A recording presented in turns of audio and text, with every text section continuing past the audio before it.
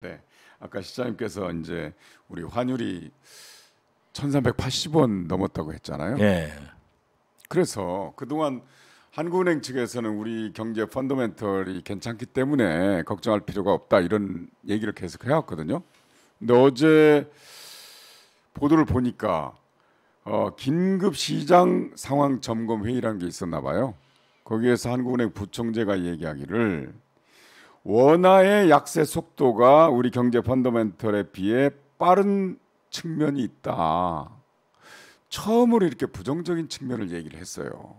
그러니까 경제 펀더멘털이라는 게 경제 성장률, 실업률 또는 이제 뭡니까 경상수지 이런 걸 얘기하거든요. 그렇죠. 거시경제 지표인데 이거에 비해서 빠른 감이 있다 이런 얘기를 한다는 거는 아니 그동안 거시경제 지표가 좋았다가 펀더멘털이 좋다고 했었는데 처음으로 부정적인 얘기가 들어가는 건 어떻게 해석해야 되는지 좀 어렵다는 뜻이겠죠.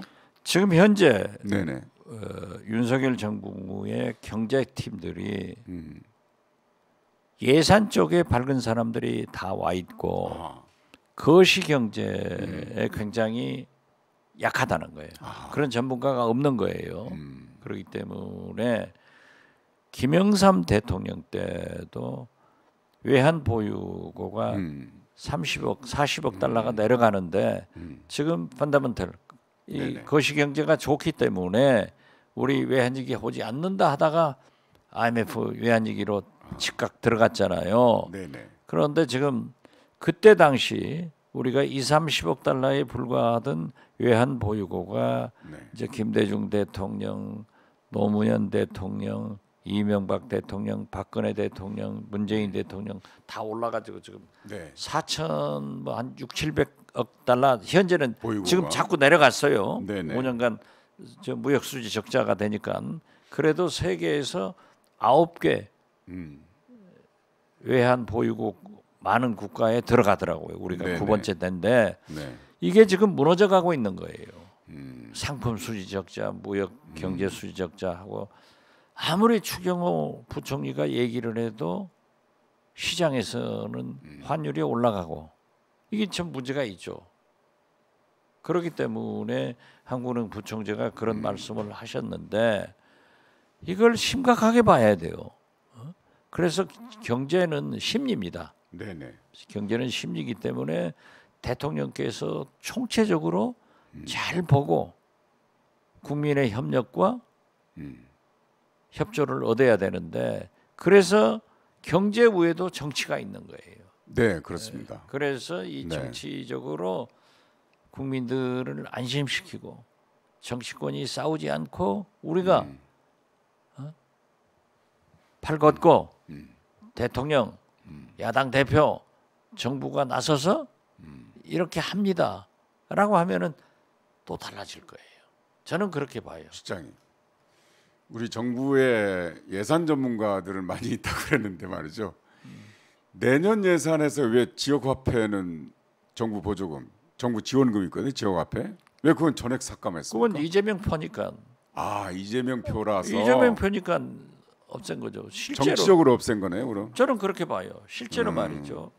그 지역화폐는 그 지방에 가면은 굉장히 인기가 있고, 그럼요. 실제로 지역 경제에 기여하는 바가 많아요. 네. 그런데 이재명 지사가 했기 때문에 반대하는 거죠. 소상공인들이나 그 전통시장에서는 엄청 환영합니다. 문재인 대통령이 했기 때문에 대북 정책 반대하잖아요. 국정원장들 고발하잖아요. 이게 그렇게 그런 정치 논리로 빠지면 안 된다 이거죠. 나라가 5년만 지속하다가 마는 건 아니잖아요. 그러면 안 되죠. 네. 그렇기 때문에 저는 그렇게 소탐 대신하지 말고 좀 크게 가라. 그래서 김동연 경기도지사가 강하게 유감을 표명했더라고요. 근데 이제 그러나 저는 예산이 정부에서 편성돼서 올라오더라도 국회로 오더라도 민주당이 지배하고 있으니까 민주당에서 그러한 것은 부활시켜야 된다. 네. 그래서 지역 경제나 실질적으로 살려야죠 민생을. 예, 네. 그 지역에서 사시는 분들이 체감을 할 수 있도록 저는 민주당이 이제- 역할을 해야죠. 저는 이제 긍정적으로 생각하는 게 그 이제 살아날 것이다 그 예산이 올해 이제 설까지는 이제 되겠죠. 크리스마스 때 뭐 여기까지는 이제 쓰겠지만 내년 예산부터는 없으니까 내년 예산 내년- 살려야죠. 그러니까 해야죠. 아마 국민의힘 지역구 의원들도 지역민들의 의사를 반영해서 살리려고 노력하지 않을까 그건 생각이 당연히 한 거죠. 긍정적으로 이 국회의원이 네. 왜 네, 좋냐 네, 하니까는 지역구 활동을 하잖아요. 네, 네, 거기에서 국민의 목소리, 네, 민심을 듣고 있기 때문에 그게 반영되는 거예요. 네. 나는 이거 보고 그 걱정할 필요 없다. 민주당이 다수당인데 이건 살리겠지. 네. 그 아까 이제 북한 문제 좀 나왔는데 김성환 안보실장이요? 예. 그 북한이 진정성을 가지고 비핵화의 대화에 나선다면 뭐 경제적 지원을 해주겠다 이렇게 얘기했더라고요. 저는 그런 말씀은 북한이 받아들이든지 네, 안 받아들인지 불문하고 네, 자꾸 그런 얘기를 해줘야 돼요. 아하, 우리가 한반도 비핵화는 목표 아니에요. 그럼요. 그리고 솔직히 북한의 핵이 네, 우리 한반도는 물론 미국의 전 세계의 재앙이라고 하면은 비핵화의 길로 가야 된단 말이에요. 그런데 뭐 MB 비핵화 3천이나 또 처음에 네. 윤석열 대통령의 비핵화하면은 담대한 계획 이런 추상적인 얘기보다는 굉장히 진전됐죠. 네, 네, 비핵화의 의사만 밝혀도 네, 그 길로 간다고 하면은 우리가 경제 지원은 물론 모든 여러 가지 문제에도 다 협력하겠다. 그렇게 해서 자꾸 북한도 좀 순화시켜서 김정은이 대화의 필요성을 느낄 수 있도록 그러한 것을 얘기해 줘야 되는데 근본적으로는 미국이 더 적극적으로 해줘야지. 이제 북한에서 우리를 볼 때는 그래요. 당신들은 우리하고 약속해놓고 미국이 못하게 하면 하나도 못하지 않냐.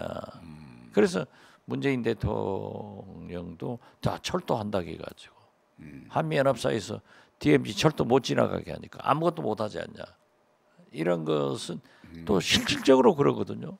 DMZ라고 하는 것은 헌법상 우리 영토이지만은 실효적 지배는 유엔사 네. 미국이 지배하고 있잖아요. 네, 네. 그렇기 때문에 그러한 것을 한미 정보 당국이 잘 협의해서 늘 가능성 있는 얘기를 해주는 것은 잘했다.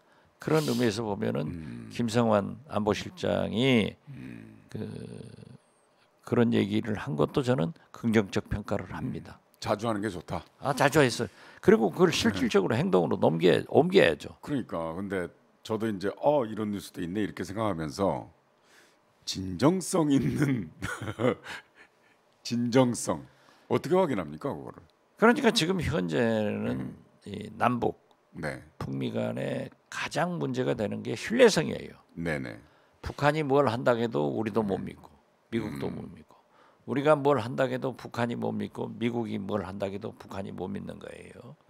그렇기 때문에 바이든 대통령이 한미일 3국 간의 합의해서 대북 정책을 냈을 때 대화 테이블로 나오면 이걸 하겠다 했지만은 당신들이 먼저 발표해라.